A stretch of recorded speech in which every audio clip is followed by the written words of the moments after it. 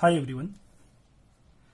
In this lecture, we will study another method to find the value of particular integral for linear differential equation. So that is, this is the problem we called as type 5. We discuss the first 4 type, that is a shortcut method, first 4 shortcut method to find the value of particular integral for the linear differential equation with constant coefficient. So this is a type 5. What is the changes in type? The changes in the types is occurs due to the nature of the function present on the right side of the given differential equation, that is the value of x. So in all the cases we have to find the complete solution of a given differential equation of this type. Now we know that complete solution is nothing but the value of complementary function plus particular integral. So complementary function rules for finding the complementary function is same for all the problems, only we have to find the particular integral by using a different cases, and all the cases are depends upon the nature of the function x. So in this type we will discuss the method where the function x is of the type x raised to the power n into sin ax or x raised to the power n into cos ax. Means here the value of x is a product of two functions where one function is algebraic and second function is cos or sin.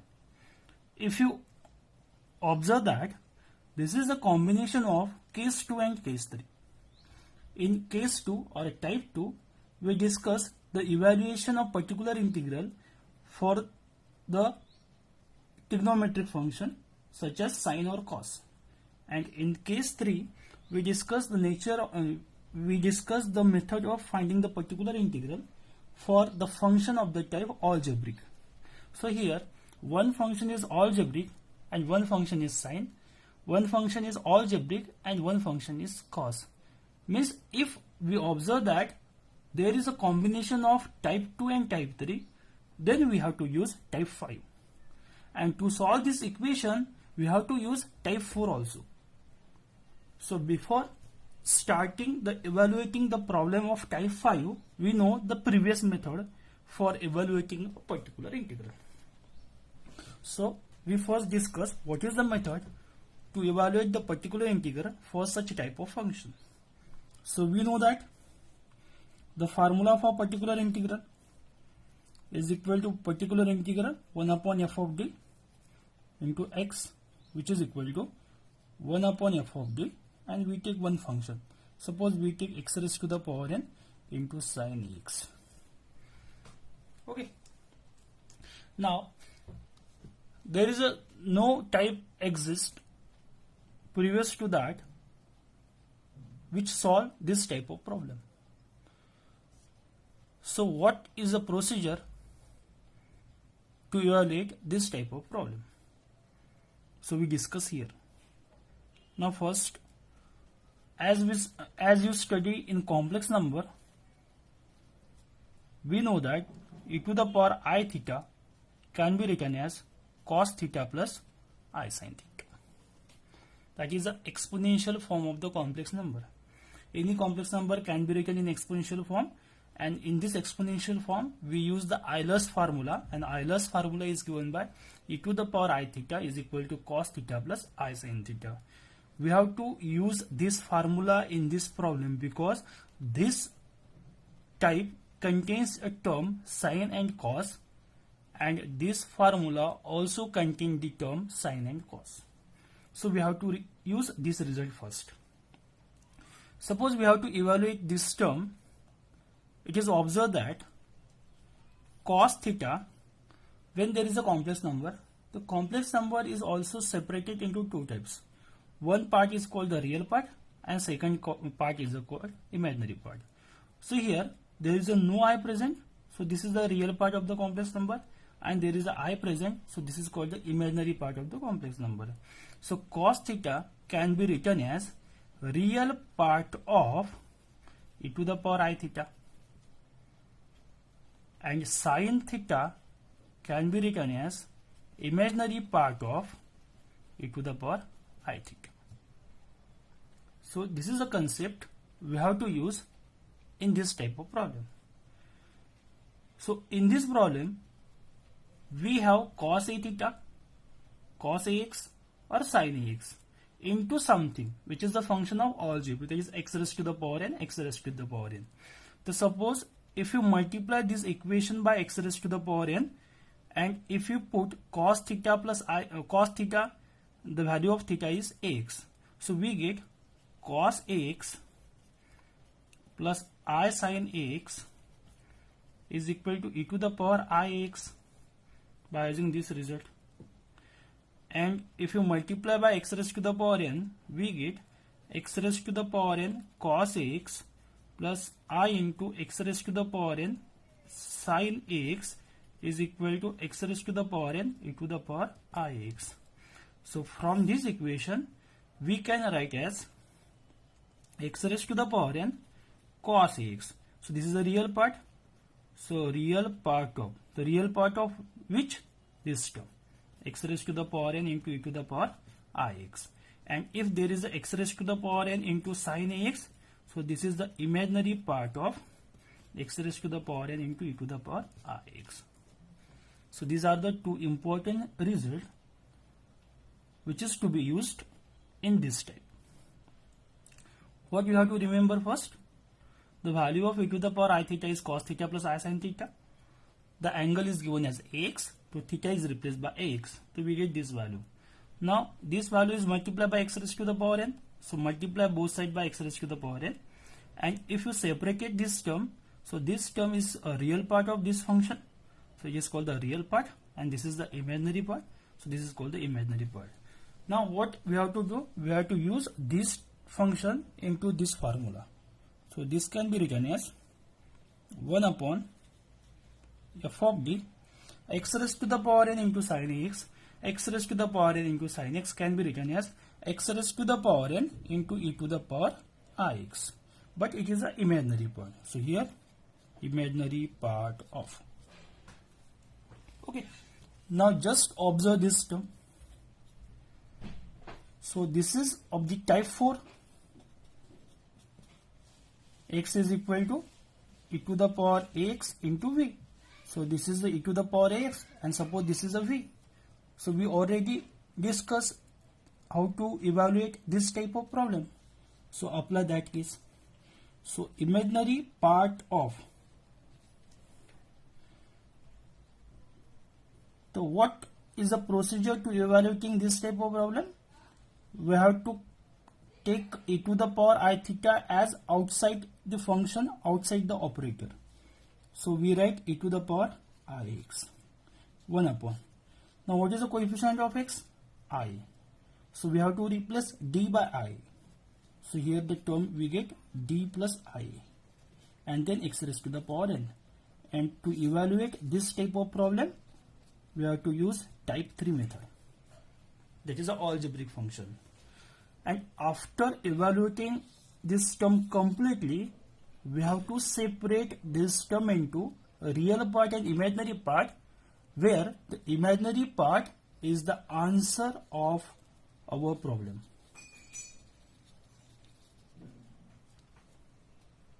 So this is the method we have to use in this type of problem. हमें करना क्या है इस problem में? अगर आपको इस type का प्रॉब्लम अगर आता है X raised to the power N into sine और X raised to the power N into cos X, तो हमारे पास पहले फार्मूला आपको ये यूज करना है e to the power I theta का. जो एंगल है वो एंगल आप थीटा से रिप्लेस करेंगे. यहाँ पे एक से, ये एक से, तो मैंने वो एक से रिप्लेस कर दिया. ये फार्मूला मिल गया मुझे. दोनों साइड में एक्स का पावर जो भी है वो मल्टीप्लाई करने आपको प्रॉब्लम में जो है. यहाँ पे X raised to the power है तो मैंने मल्टीप्लाई कर दिया. तो X raised to the power into cos x plus I into X raised to the power N sine X is equal to हो जाएगा X raised to the power N into E to the power I X. तो ये जो part है इसको बोलेंगे हम इसका रियल पार्ट, और ये बोलेंगे इसको इमेजिनरी पार्ट. तो इसको अगर आप सेपरेट करेंगे तो हम इसको लिख सकते हैं रियल पार्ट, और इसको सेपरेट करेंगे तो इसको कर सकते हैं हम इमेजिनरी पार्ट. अभी आपको एक्चुअली देखना क्या है कि आपको प्रॉब्लम कौन सा पूछा है. अगर आपका प्रॉब्लम में साइन है तो आपका इमेजिनरी पार्ट आएगा, और आपके प्रॉब्लम में अगर कॉस है तो आपका रियल पार्ट आएगा. और बाद में एक्स का पावर क्या रहेगा, तो x का पावर जो प्रॉब्लम में प्रेजेंट है वही रहेगा। अगर x का पावर 1 है तो 1, x का पावर 2 है तो x स्क्वायर रहेगा, 3 है तो x क्यूब रहेगा। सिर्फ आपको क्या रखना है, यहाँ पे x raise to the power n तो एज इट इज आएगा, और ये जो टर्म है ना e to the power i theta से रिप्लेस होगी, और थीटा मतलब क्या रहेगा, एंगल। और यहाँ पे बाहर लिखने हैं आपको, साइन होगा तो इमेजिनरी पार्ट और कॉस होगा तो रियल पार्ट। इसके बाद टाइप 4 हमारे पास है e to the power ax into V की केस, वो टाइप 4 की केस हमें यहाँ पे यूज करना है। यूज होने के बाद वो जो बाहर निकलने के बाद ये जो टर्म हो रहेंगे सॉल्व करने के बाद एक टाइप 3 का प्रॉब्लम हो जाएगा। इसलिए यहाँ पे आपको टाइप 3 भी मालूम चाहिए और टाइप 4 भी मालूम चाहिए। यहाँ पे 2-3 केस यूज, मतलब पहले टाइप 5 यूज करना है आपको, उसके बाद टाइप 4 यूज करना है, और उसके पहले टाइप 3 यूज करना है लास्ट में। और ये जब पूरा सॉल्व होने के बाद इसको हम मल्टीप्लाई करके एडजस्ट करने के बाद आपको कोई ऐसी टर्म मिलेगी कि जिसमें आई प्रेजेंट है, और कुछ ऐसी टर्म मिलेगी कि जिसमें आई नहीं है। तो जिसमें आई नहीं है वो रियल पार्ट हो गया, और जिसमें आई है उसको इमेजिनरी पार्ट। तो यहाँ पे इमेजिनरी पार्ट अगर आपको दिखना है तो सिर्फ जिसमें आई है उसके कोएफिशिएंट लिखना है, और अगर आपको यहाँ पे रियल पार्ट चाहिए तो जिसमें आई नहीं है उसके कोएफिशिएंट लिखना है। तो ये हो गया आपकी पर्टिकुलर इंटीग्रल की वैल्यू। और लास्ट में क्या करेंगे, हम CF और PI को कंबाइन कर देंगे। तो ये है हमारी method to evaluate the particular integral for the function of the type this x raised to the power n into sin ex, x raised to the power n into cos ex. So by using this method, we try to solve some problem. So ये method यहाँ पे है, तो कुछ अगर problem लेने के बाद वो जो आपके डाउट है वो क्लियर हो जाएंगे उसमें। तो हम प्रॉब्लम को सॉल्व करना चालू कर देते हैं। So example is solve d2y by dx square minus 2 into dy by dx plus y is equal to x sin x। तो फर्स्ट हमको क्या करना पड़ेगा, गिवन डिफरेंशियल इक्वेशन, इसको बोलेंगे हम इक्वेशन नंबर 1। इसके बाद देखिए अभी इक्वेशन सिंबॉलिक फॉर्म में नहीं है, तो पहला काम हमको क्या करना है, इसको सिंबॉलिक फॉर्म में हमको कन्वर्ट करना ही है। So equation 1 can be written in symbolic form.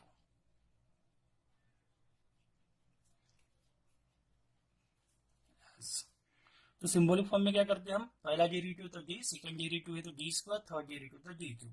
तो यहाँ पे सेकंड डेरिवेटिव है तो इसको बोलता हूँ डी स्क्वायर। वाई को हम कॉमन ले लेंगे, यहाँ पे -2 कांस्टेंट है, यहाँ पे फर्स्ट डेरिवेटिव तो डी, और यहाँ पे कोई नहीं है मतलब 1 आएगा, और तीनों में y कॉमन है तो y को मैंने बाहर ले लिया, और इक्वल टू आएगा x sin x। इसको बोलेंगे हम इक्वेशन नंबर 2। तो ऑब्वियस कंप्लीट सॉल्यूशन क्या रहेगा, complementary function plus particular integral. So complete solution is given by complete solution is equal to y equal to CF plus P। तो फटाफट CF निकाल लो। CF निकालने के लिए तो वही मेथड है। सो टू फाइंड CF, तो CF के लिए क्या करेंगे हम, ऑक्सिलरी इक्वेशन लिखेंगे। ऑक्सिलरी इक्वेशन इज, अभी मैं ज्यादा टाइम वेस्ट नहीं करूंगा CF पर, अब डायरेक्ट मैं यहाँ पे निकालूंगा, आपको मालूम है कि अभी कैसे निकालना है। सो ऑक्सिलरी इक्वेशन क्या रहेगा हमारा, D square minus 2d plus 1 into Y equal to क्या लेना है 0, और y भी उधर चला जाएगा मतलब ये 0 हो जाएगा। कैल्सियम में डाल दी इसको, डायरेक्ट आंसर मिल जाएगा। नहीं तो फिर a इसका स्क्वायर है, देख लेना आप, a माइनस बी स्क्वायर का करेंगे तो ये आएगा। इसका स्क्वायर है मतलब आपको क्या मिलेगा, d माइनस 1 और d माइनस 1 इक्वल टू 0। तो d माइनस 1 इक्वल टू 0 मतलब d इक्वल टू 1, और d माइनस 1 इक्वल टू 0 मतलब d इक्वल टू 1। सो यहाँ पे हमको दो रूट्स चाहिए थे तो दो रूट्स तो मिल गए, और दोनों रूट्स कैसे है, एक तो ये रियल है और इक्वल है। तो रियल और इक्वल के लिए कैसे लिखते हैं कॉम्प्लीमेंट्री फंक्शन, दो रूल्स है तो दो फंक्शन आएंगे, c to the power mx, c to the power mx, बराबर है। दो c अलग अलग देना है, इसको c1 और c2 दे दिया मैंने, इसको ऐड करना है, इसको मैं बोलूंगा m1, लेकिन वही वैल्यू रिपीट हो रही है तो इसको भी क्या बोलूंगा मैं, m1 ही बोलूंगा। m1 सेम हो गया मतलब सेम ही नेचर है, इसलिए रिपीट होती है तो यहाँ पर क्या देना है हमको, x देना है, विच इज इक्वल टू, अभी क्या करूंगा e to the power m1x, e to the power m1x common है तो इसको कॉमन ले लेंगे हम, तो c1 c2x e to the power, और m1 की वैल्यू कितनी है 1 इंटू x x। तो ये हो गया हमारा कॉम्प्लीमेंट्री फंक्शन, तो ये हो गया हमारा CF। तो CF को निकालना कोई बड़ी बात नहीं है, जो हमको मेन वर्क करना है वो करना है PI पे। तो हम अभी निकालेंगे PI कैसे निकालना है। So to find particular integral,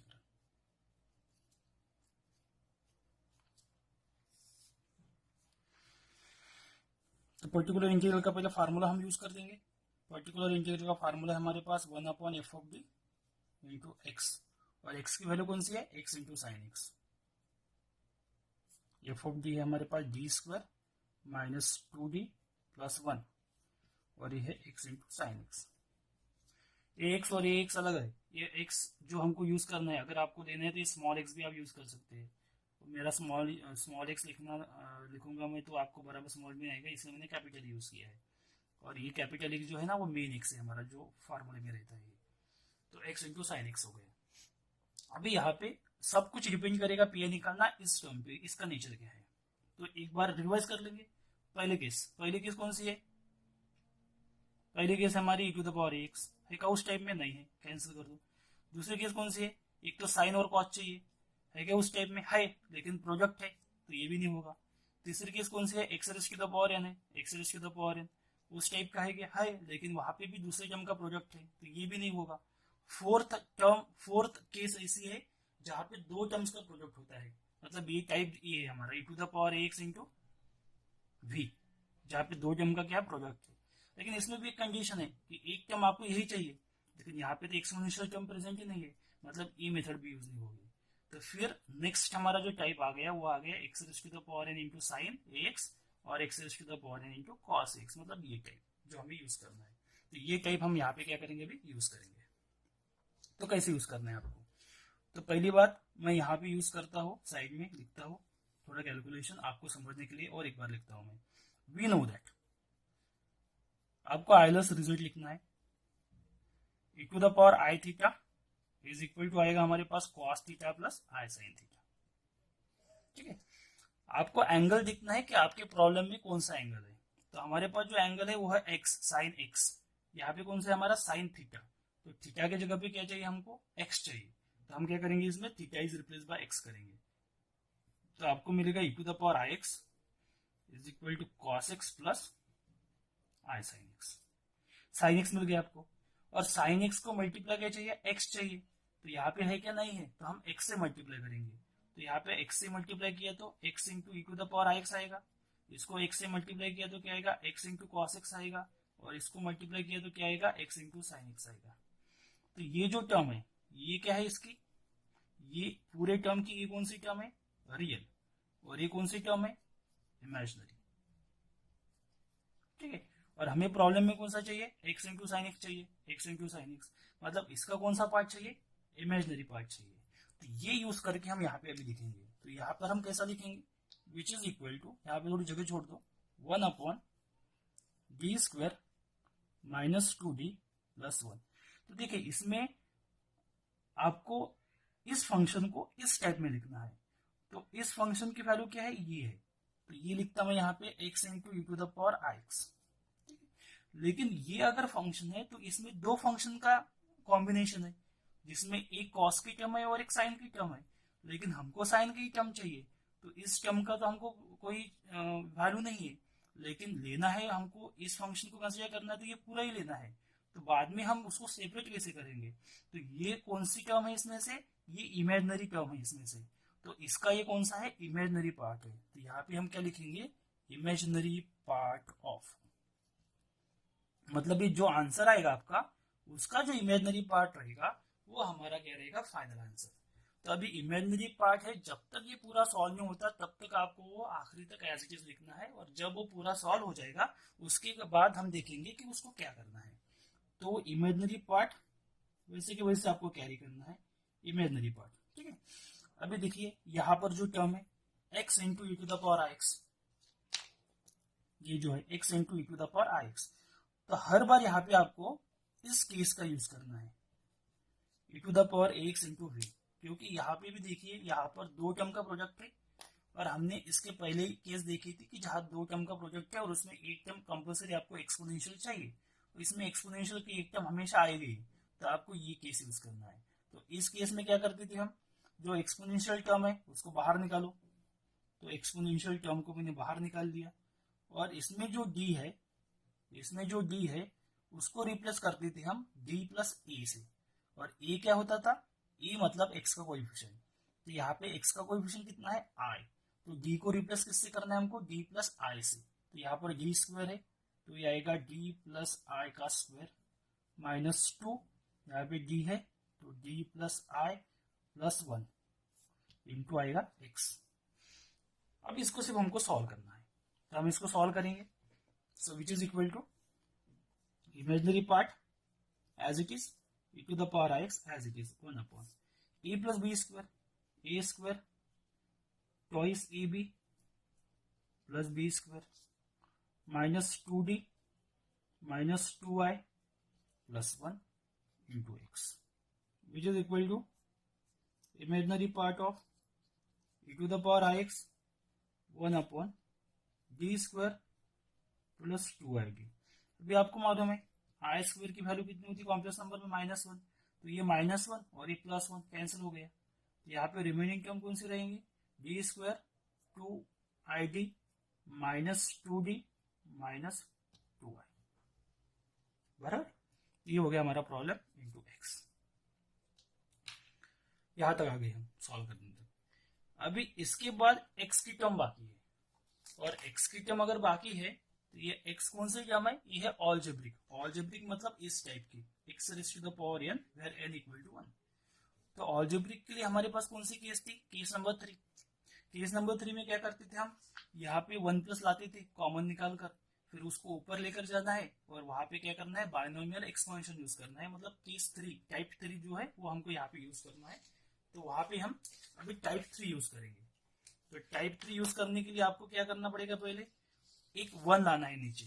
और 1 कैसे आएगा नीचे, 1 आएगा लोवेस्ट डिग्री टर्म को कॉमन निकाल कर। तो हम यहां से लोवेस्ट डिग्री टर्म भी कॉमन निकालेंगे। So which is equal to imaginary part of e to the power ix। Lowest degree term मतलब जिसकी डिग्री सबसे कम है, मतलब d की डिग्री। d की डिग्री आप दिखा सकते हैं, 2 है, 1 है, 0 है। तो जो टर्म सबसे कम डिग्री होगी उसको हम कॉमन निकालेंगे।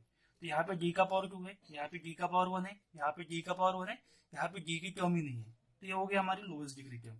तो लोवेस्ट डिग्री टर्म कौन सी होगी हमारी, -2 है। तो मैं क्या करता यहाँ से -2 कॉमन ले लेता।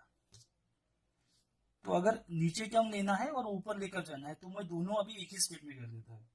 तो -2 अगर मैंने कॉमन ले लिया तो यहाँ पे बचेगा 1, ठीक है। और ये पूरी टर्म मैं एक कंसिडर करता हूं। तो सपोज ये पॉजिटिव है तो माइनस बाहर निकलने के बाद यहाँ पे आएगा माइनस, और ये टर्म मिलेगी आपको D square plus 2id minus 2d upon 2i, और इसका पावर रहेगा -1x। क्योंकि ये टर्म कहाँ पे आ रही है, ये टर्म आ गई डिनोमिनेटर में, और डिनोमिनेटर में आने के बाद इसको मैं ऊपर लेकर गया तो इसका पावर क्या रहेगा, raised to the power -1। Common कैसे निकाला मैंने, देखिए यहाँ से 2i कॉमन निकालता हूँ तो यहाँ पे -1 आएगा, लेकिन मुझे +1 चाहिए। तो मैंने पूरा -2i कॉमन ले लिया, तो यहाँ पे +1 आ गया।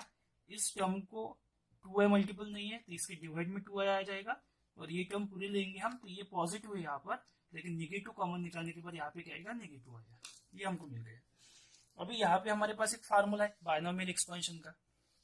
तो फार्मूला कौन सा है, इसको बाहर रखेंगे, ये सॉल्व करना है अभी हमको। तो हमारे पास एक बायनोमियल एक्सपेंशन का फार्मूला जो है वो फार्मूला इस टाइप का है, 1 - x raise to the power -1, 1 + x + x² + x³ देखा था हमने केस 3 में, टाइप 3 में। और एक बात और बताई थी मैंने आपको कि ये फार्मूला आपको कहाँ तक एक्सपांड करना है, वहां तक ही एक्सपांड करना है जितना x का पावर है। तो x का पावर अगर 1 है तो पावर 1 तक ही करना है, x का पावर 2 है तो पावर 2 की करना है, x का पावर 3 है तो पावर 3 तक करना है। यहाँ पे x का पावर कितना है, 1 ही है, तो हमको इसको पावर 1 तक ही एक्सपांड करना है। तो हम यहाँ पे आएंगे फिर imaginary part of e to the power ix upon -2 है। तो फार्मूला कौन सा है हमारा, 1 आता पहला टर्म प्लस x, मतलब जो टर्म है वो as it is, D square plus 2id minus 2d upon 2i। इसके बाद क्या आएगा, प्लस इसका स्क्वायर आएगा, लेकिन वो सॉल्व करना ही नहीं है, क्योंकि अगर आप उसको सॉल्व करके देखेंगे ना तो सभी टर्म का आंसर 0 आएगा, और 0 को ऐड सब्ट्रैक्ट करेंगे तो कोई चेंज नहीं रहेगा। इसलिए अभी पहले हम प्लस अप टू 1 लिखेंगे, और जब वो ऑपरेट करेंगे के बाद वो 0 कर देंगे सब टर्म। तो ये उसका एक्सपांशन हो गया। तो this can be written as imaginary part of e to the power x upon minus 2y in bracket. अब इसको ऑपरेट कर दो।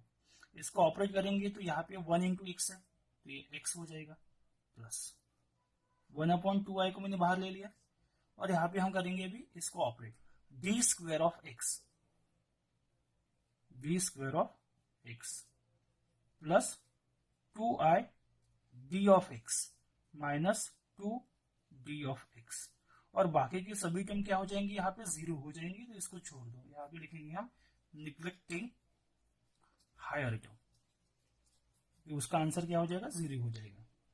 तो अगर imaginary part as it is carry करेंगे हम, e to the power ix as it is minus 2y as it is, इसको solve करना है, x plus 1/2y in bracket D square of x, मतलब x का डबल डेरिवेटिव। तो x का पहला डेरिवेटिव कितना होगा, 1, डबल डेरिवेटिव कितना होगा, 0 होगा, plus twice i as it is, d का पहला डेरिवेटिव, x का पहला डेरिवेटिव मतलब 1, तो 1 इंटू 2i आएगा, माइनस d का sorry derivative of x, first derivative 1 into 2 2, ये यहाँ पे खत्म हो गया। अब इसको देखेंगे हम क्या मिलता, which is equal to imaginary part of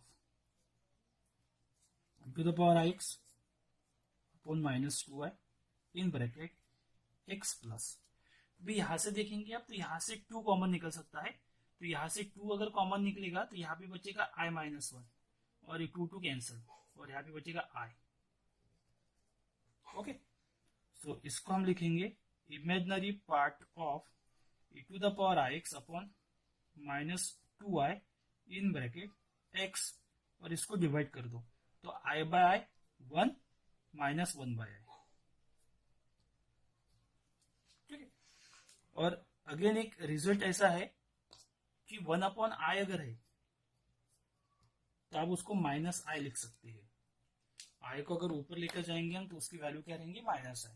तो उसका यूज करके ये जो रिजल्ट है इसको हम ऐसा लिख सकते हैं, इमेजिनरी पार्ट, देखिए ये माइनस है तो यहाँ पे माइनस i है, तो माइनस ये 1 है, तो ये माइनस अगर इधर लेकर आया मैं तो ये क्या हो जाएगा, minus 1/i, minus 1/i is equal to कितना आएगा, i।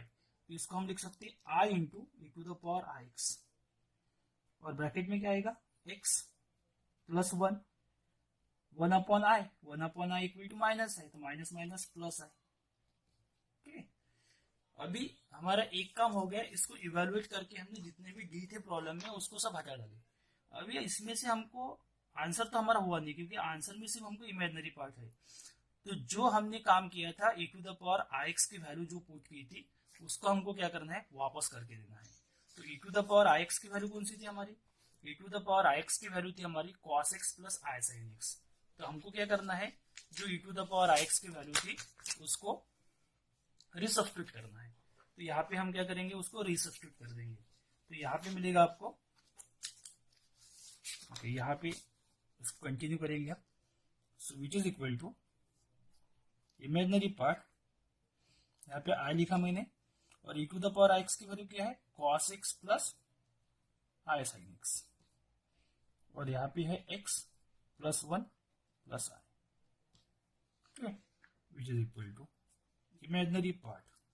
अभी इसको करेंगे हम मल्टीप्लाई, तो मल्टीप्लाई एक एक टर्म को हम मल्टीप्लाई करेंगे। तो पहली टर्म क्या रहेंगे, इसको पहले मैं मल्टीप्लाई कर देता हूं, i cos x, और यहाँ पे i और यहाँ ये क्या हो जाएगा i स्क्वायर, और i स्क्वायर कितना होता है -1, तो ये क्या मिल जाएगी आपको, और यहाँ पर है x प्लस 1 प्लस i, और इसको और मल्टीप्लाई कर देंगे हम। सो इमेजिनरी पार्ट ऑफ, तो i cos x into x, तो i x cos x, i cos x into 1 i cos x, i into i square cos x। तो इसको हमने तीनों टर्म पे मल्टीप्लाई कर दिया। वैसे सेम सेकंड करेंगे, minus x into sine x plus 1 into minus sine x, मतलब ये आएगा minus sine x, plus minus again minus i sine x. Which is equal to imaginary part of, तो i x cos x plus i cos x, i square कितना होगा -1 minus x sine x minus sine x minus i sine x. तो ये हमारा पूरा answer आ गया, लेकिन ये हमारा फाइनल आंसर नहीं हुआ क्योंकि इसमें से हमको वही टर्म चाहिए जो क्या है इमेजिनरी पार्ट है। तो इमेजिनरी पार्ट मतलब वही टर्म आपको लेना है जिसमें आई प्रेजेंट है, और आई को नहीं लेना है क्योंकि आई इंटू समथिंग मतलब वो हो गया उसका इमेजिनरी पार्ट। तो आप सिर्फ इसमें से वही टर्म कलेक्ट करो कि जिसमें आई दिखता है आपको, लेकिन आई को लिखना नहीं है। तो पहली टर्म है हमारी एक्स कॉस एक्स, दूसरी है कॉस एक्स, और तीसरी है माइनस साइन एक्स। 1 2 और 3 टर्म ऐसे है इसमें जिसमें आई प्रेजेंट है। ये हो गया हमारा पर्टिकुलर इंटीग्रल। तो लास्ट में क्या करेंगे हम, therefore complete solution is equal to CF plus PI। CF की y की वैल्यू, कंप्लीट सॉल्यूशन मतलब CF की वैल्यू हमने निकाली थी C1 plus C2x e to the power x। CF देख लो आप, वो निकाला था हमने, और PI की वैल्यू थी x cos x plus cos x minus sine x. तो ये हो गया हमारे यहाँ पे कंप्लीट इंटीग्रल। तो इस टाइप के प्रॉब्लम में क्या है, कैलकुलेशन थोड़ा लेंदी है और थोड़ा डिफिकल्ट भी है, लेकिन अगर आपका कैलकुलेशन अच्छा है और आपको जो केसेस यहाँ पे हमने यूज कर दिए, क्योंकि टाइप बताने के लिए टाइप 5 का प्रॉब्लम है, लेकिन टाइप 4 भी यूज हुआ और टाइप 3 भी यूज हुआ, मतलब इसके प्रीवियस 2 टाइप अगर आपको आते हैं तो ही आप इस टाइप का प्रॉब्लम सॉल्व कर सकते हैं। तो 3 टाइप मिलाकर ये प्रॉब्लम सॉल्व होता है। तो इस टाइप के प्रॉब्लम एग्जाम में तो आते तो है, लेकिन अगर इसको सॉल्व करना है एक्यूरेट आपको, तो आपका कॉन्सेंट्रेशन और आपका कैलकुलेशन दोनों अच्छे चाहिए। तो ये तो इजी प्रॉब्लम हो गया। इसको x का पावर मैंने 1 ही लिया था, x का पावर 2 3 भी हो सकता है, तो वो करने के बाद क्या होगा, ये थोड़ा और डिफिकल्ट हो जाएगा।